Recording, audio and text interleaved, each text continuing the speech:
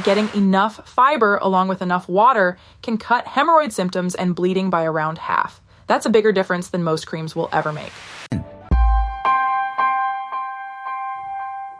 If your hemorrhoids keep coming back, it's usually because you're treating the surface and never fixing the things that actually caused them in the first place.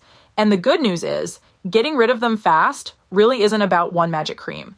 It's about fixing a handful of everyday causes in a smart order that gets you relief faster and makes them a lot less likely to come back. So let me walk you through exactly what to do. Here's the short version, and the order really does matter. The first thing you want to do is take the pressure off. That means no straining when you go, and don't camp out on the toilet. Get on, get off, ideally in under 5 minutes. The next thing, and this is the big one, is to get more fiber. Most adults need somewhere around 25 to 35 grams a day, and most of us fall well short of that. After that, make sure you're drinking enough water because water is what lets that fiber do its job and keep your stool soft instead of backing you up. And the last thing is to ease off the stuff that irritates everything while you heal, mainly alcohol, spicy food, and wiping too hard. So let me show you why each one actually works because that's what makes it stick. So a hemorrhoid is really just a swollen vein that's under too much pressure. And almost everything we're doing comes back to one idea: taking the pressure and the friction off that vein so it can settle down and stay settled. Straining on the toilet is the single biggest pressure spike there is, so that's the first thing to fix. And let me give you 2 tricks that almost nobody talks about that make straining way easier to avoid. First, don't ignore the urge when it hits because the longer you hold it, the harder and drier your stool gets, and that's when you end up pushing. And second, try propping your feet up on a small step stool when you go. It sounds silly, but it changes the angle of everything and lets it pass with a lot less straining. Then, when you're done, get up. Sitting there scrolling just keeps the blood pooling and the veins swollen. Now here's the step with the most science behind it, and that's fiber. When you're low on fiber, your stool turns hard and dry, and a hard stool scrapes and strains an area that's already irritated. And here's what most people have never heard. Studies show that getting enough fiber along with enough water can cut hemorrhoid symptoms and bleeding by around half. That's a bigger difference than most creams will ever make. So if you only change one thing, change this one. And water works right alongside it because fiber without enough water can actually make things worse, not better. They're a team, so you need both. Now let's talk about what makes a flare worse because this part is real. Alcohol and spicy food don't cause hemorrhoids, but once you've got a flare going, they can absolutely make it worse. Alcohol dries you out, and that leads straight back to harder stools and more straining. And spicy food can irritate and even burn the area on the way out. So while you're healing, easing off both of them really does help the whole thing calm down faster.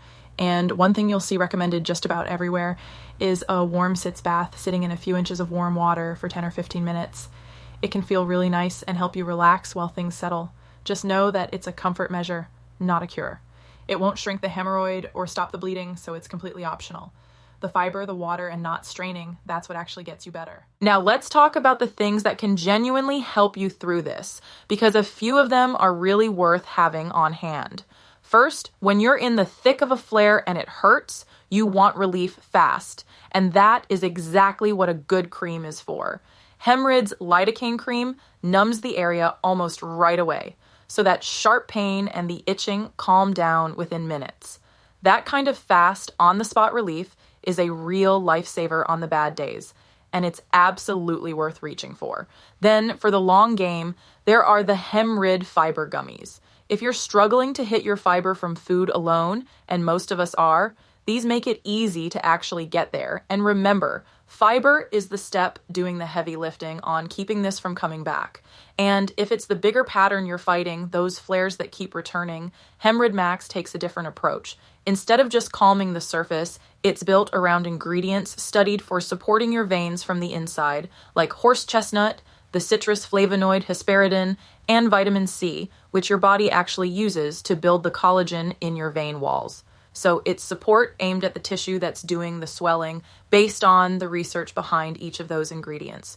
Or if you'd rather cover the fast relief and the long-term support in one simple routine, the Complete Care bundle brings it all together. And just so we're clear, this is product fit guidance, not a diagnosis, and these supplements are not intended to diagnose, treat, cure, or prevent any disease.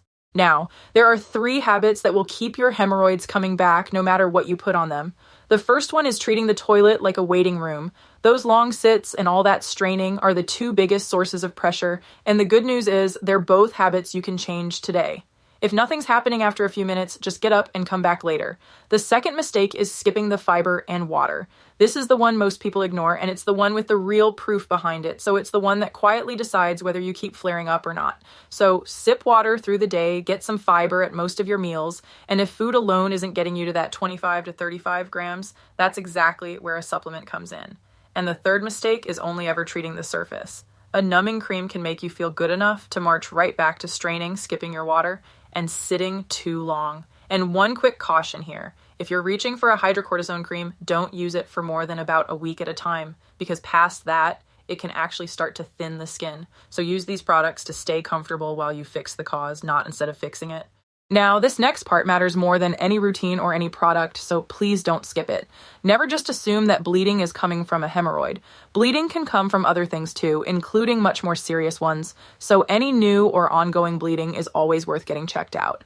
And reach out to a healthcare professional sooner rather than later if you've got heavy or nonstop bleeding, black or tarry stool, a change in your normal bathroom habits, severe pain, or a hard, painful lump, a fever, or really anything that just isn't improving after about a week. And if you ever have heavy bleeding along with feeling dizzy or faint, don't wait on that one. Treat it as an emergency. So here's that plan one more time. Take the pressure off, get your fiber up, drink your water, and ease off the things that irritate it while you heal. Most flares calm down within a week or so, but here's the real win.